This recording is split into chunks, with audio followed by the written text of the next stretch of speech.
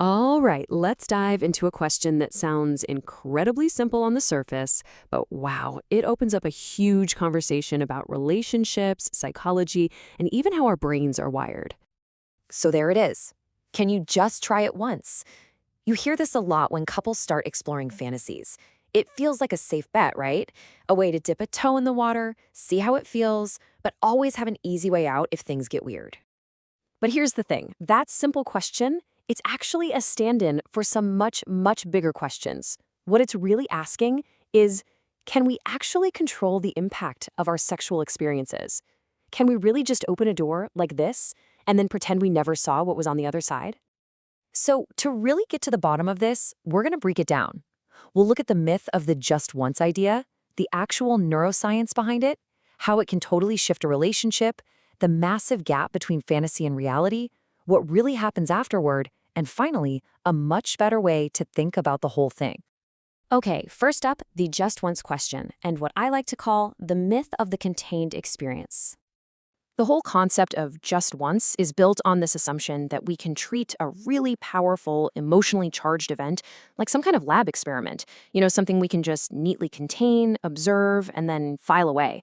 But that's just not how our brains are built to handle memory, emotion, and our own sense of self. So, if that's not how it works, how does the brain actually process something this intense? That brings us right to our second point, the psychological imprint. Look, your brain doesn't have a one-and-done button, especially for powerful events. When you experience intense arousal, your brain gets flooded with neurochemicals. We're talking dopamine, oxytocin, the whole cocktail. These chemicals don't just feel good. They act like a high-powered save button, burning strong, lasting neural pathways and memories into your mind. And we're not talking about just any sexual experience. This dynamic, in particular, often mashes up intense arousal with really complex feelings like anxiety, jealousy, and even compersion. That creates this incredibly potent chemical mix in your brain, making the memory that much deeper and harder to forget. So you've got this huge gap here, right? Our logical mind plans for this neat, tidy, controllable experiment. But our brain's reality? Well, that's an integrated, emotional, and, this is the key, an irreversible imprint. That experience literally becomes a part of you. Now, that's what's happening inside one person's brain. But what happens when you bring that new reality into the dynamic of a couple? Well, that's our next section, the relationship shift. This is what you could call the comparison problem. Before this, your relationship and your sex life existed in their own little bubble. But afterwards, a new, powerful reference point has been dropped into the mix. Your baseline for what's possible, for what's real, has just been shifted forever. Just think about the ripple effects for a second. The sex you have together now has this new point of comparison. Whether you want it to or not, you now see your partner through a slightly different lens because you have this new knowledge about them.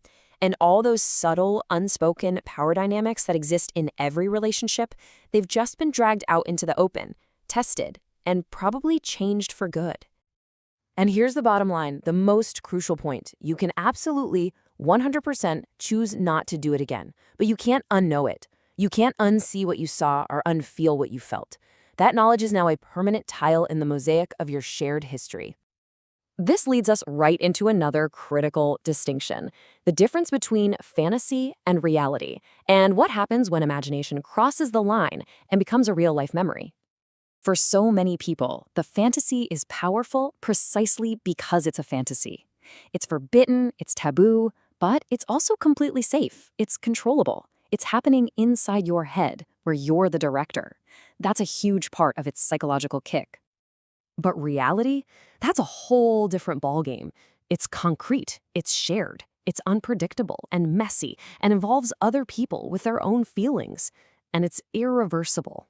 The second that fantasy becomes real, its psychological purpose is changed forever. You can't put that genie back in the bottle. Okay, so what actually happens after the just once experiment is over? Let's get practical and look at navigating the aftermath and some very real-world patterns. Well, data from practitioner communities tells a really fascinating story. A whopping 65% of couples who try it just once end up continuing to explore it. Another 25% stop for a while, but then they come back to it. Only about 10% actually stop permanently. So the experience itself often creates the desire for more of that experience. And that aftermath is rarely simple. Many people go through something called cuck angst. It's this incredibly confusing storm of emotions, mixing arousal with jealousy, insecurity, and even joy. It requires a ton of emotional heavy lifting to process, something the whole just once idea completely fails to plan for. So, with all this complexity on the table, is there a healthier way to approach this whole idea? That brings us to our final section, a reframed approach. Instead of just asking, can we do this once? A much more mature way to think about it involves asking some way better questions. First, what's the motivation here? Is it genuine, shared curiosity, or is one person kind of pressuring the other? Is your relationship's foundation solid enough to handle a shakeup? How emotionally resilient are you both, really? And what's the plan for aftercare, especially if it goes badly?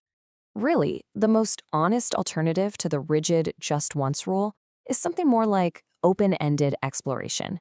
It means going into it without a fixed outcome in mind, and instead committing to navigating whatever real, authentic feelings come up together.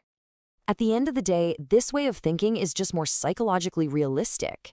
It respects the fact that intense experiences are going to shape us, often in ways we can't possibly predict. It prioritizes the couple's ability to handle that change, rather than trying to artificially control the change itself. So we come full circle. The real question isn't if you can physically do something one time. Of course you can. The much, much more important question is, are you, and is your relationship, truly prepared to handle whatever that one experience unlocks?